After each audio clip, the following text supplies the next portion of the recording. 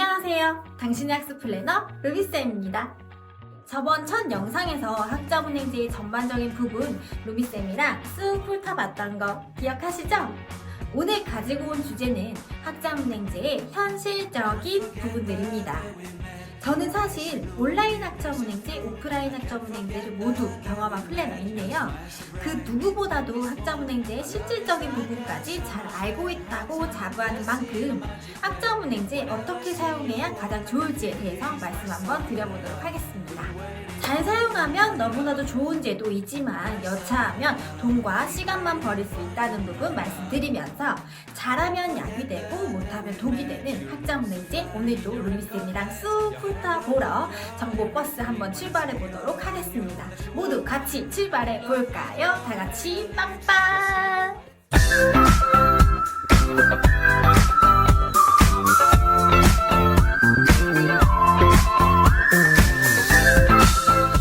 학점은행제? 대학 학위를 준다는데 그렇게 단기간 만에 대학 졸업장을 얻을 수 있으면 누가 대학가? 다 그걸로 졸업장 따지? 라고 말씀을 하시는 건 저희 학우님들의 부모님들이십니다.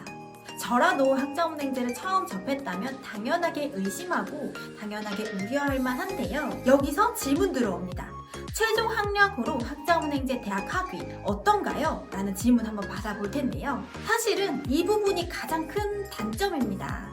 학점은행제는 학력면으로는 당연하게 인정이 되지만 학벌적으로는 활용도가 낮은 건 사실이에요. 아무리 해당 대학 총장, 교육부 장관의 명의로 학위를 취득하게 된다고 하더라도 일반 4년제를 졸업한 것보다 더 나은 평판은 당연하게도 없습니다. 저번에도 말씀드렸지만 학점은행제는 오프라인 교육원, 온라인 교육원으로 나뉘는데요. 오프라인 교육기관인 대학부설평생교육원, 사회교육원, 예술원, 전산원 등에서는 해당 총장의 명의로, 그리고 온라인 교육원 같은 경우는 교육부 장관의 명의로 학위를 취득하게 됩니다. 이왕이면 대학 총장 명의로 학위 취득하는 게 낫지 않아?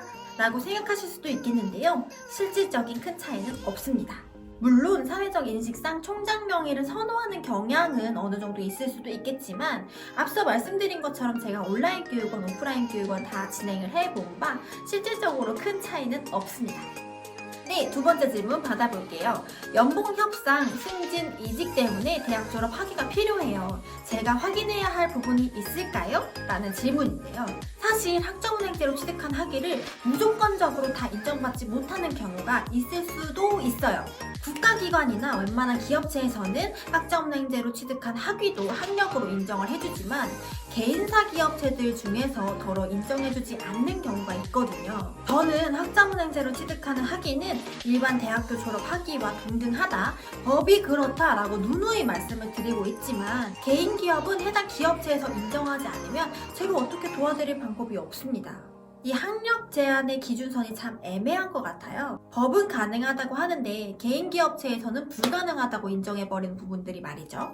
그러니까 연봉 협상, 승진, 이직 등의 이유로 학점은행제를 진행하실까 말까 고려하는 중이시라면 그 전에 반드시 확인을 먼저 하시고 진행하셔야 하세요. 이 부분 여전한 학점은행제 숙제가 아닐까 생각이 듭니다. 세 번째 질문입니다. 그럼 도대체 어떤 경우에 효율적인 건가요? 라는 질문인데요. 정말 엄청나게 많은 경우가 있지만 대표적으로 4가지의 경우만 제가 말씀을 한번 드려볼게요. 자, 첫 번째로 제가 누누이 말씀드리고 있지만 대학교 편입이나 대학원 진학을 위해서 정말 많이 진행을 하고 계세요. 제가 처음에 말씀드렸을 때 학점은행제는 학벌면으로 조금 다소 부족한 면이 있다라고 설명을 드렸었잖아요. 그런데 대학교 편입이나 대학원 진학을 위해서는 가장 단기간의 지원 조건을 맞출 수 있기 때문에 너무나도 효율적이고요. 학력 보완이 가능하기 때문에 타 대학교 편입이나 대학원 진학을 위해서 정말 많이 진행을 하고 계세요. 두 번째로 가장 많이 진행하시는 경우는 산업기사나 기사의 응시 자격을 맞추기 위해서입니다. 관련 전공의 학위나 관련 분야의 경력을 요구하는 산업기사, 기사 혹은 공인회계사 등 국가기술 자격증의 응시 자격을 맞추는 데 많이 진행을 하고 계세요. 그 누구보다도 빠르게 응시 자격을 그 무엇보다도 수월하게 맞출 수가 있습니다. 자격증마다 다를 수는 있겠지만 최단 4개월에서 8개월이면 과정 마무리하시고 응시 가능합니다. 고졸이신 분들이나 비전공자이신 분들 아니면 관련 경력이 인정 안 되시는 분들은 학점은행제로 아무래도 많이 진행을 하고 계시겠죠. 두 번째가 응시 자격을 맞추기 위해서였다면 세 번째는 자격증 취득을 위해서 진행을 많이 하고 계시는데요. 사회복지사나 보육교사 같은 대학 과정에서 필수 과목을 이수했을 때 취득 가능한 국가 자격증을 단기간 비교적 수월하게 취득하실 수가 있는데요. 사회복지사나 보육교사 말고도 한국어 교원 자격증, 평생교육사, 기타 장애 영유아를 위한 보육교사, 건강가정사 등 대학교나 대학원에서 필수 과목을 이수했을 때 취득한 자격증들도 누구보다 빠르게 취득하실 수가 있죠. 네 번째의 경우에는 아까 말씀드렸던 연봉 협상이나 취업 등에 인정받는 경우에 많이 진행하고 계십니다. 추가적으로 승무원 준비하시는 분들께서 학력 조건을 맞추시거나 성적 보완을 위해서 진행하고 계시고요. 직업군인 분들 같은 경우에는 장기복무 가산점이라는 게 있어요. 그것 때문에 학위 취득 과정 진행하고 계시고, 일본으로 취업 준비하시는 분들은 일본 취업 비자 때문에 또 학점은행제를 진행하고 계시거든요. 모르셨죠? 이렇게 학점은행제가 유용하게 사용되는 경우가 굉장히 많습니다. 자, 여기서 질문 하나 더 받아볼게요. 그렇다면 학점은행제 누구나 진행할 수 있는 건가요? 라는 질문 받아볼 텐데요. 네! 검정고시 포함 고졸 학력이시면 누구나 진행 가능합니다. 고졸 학력으로 학점은행제를 통해서 학위 취득을 하시면 최종 학력은 고졸이 아니라 2년제 혹은 4년제 졸업학위가 됩니다.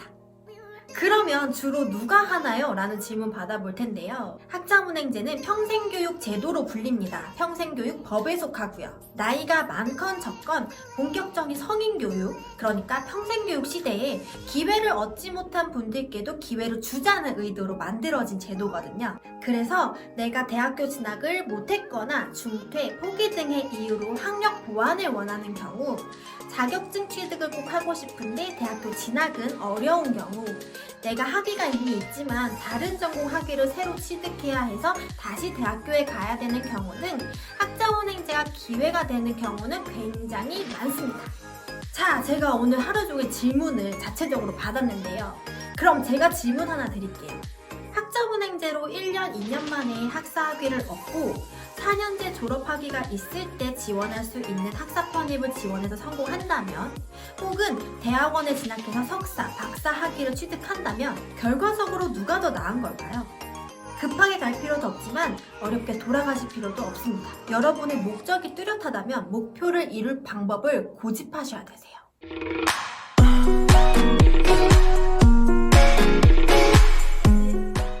루미쌤은 다음 영상으로 금방 돌아오도록 하겠습니다. 저번에 말씀드렸던 좋아요와 구독 꼭 부탁드리고, 저번에 말씀 못 드렸던 알림 설정도 이번에는 꼭 부탁드려요. 다음에 또 만나요. 여기까지 봐주셔서 감사합니다. 안녕!